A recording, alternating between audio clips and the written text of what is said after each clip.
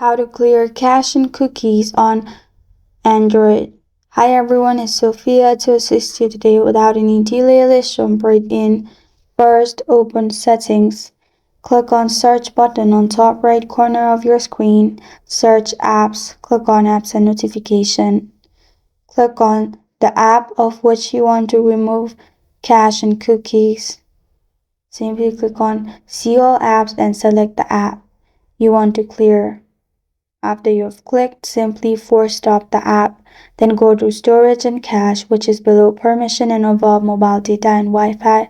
Clear cache, and all your cache and cookies will be removed. In same way you can do to all the apps if you want. This is how to clear cache and cookies on Android. Thank you for joining me today. If this video helps you out, please leave a like and subscribe for more. Got a question or want to suggest a topic, comment below. I'm Sophia signing off until next time.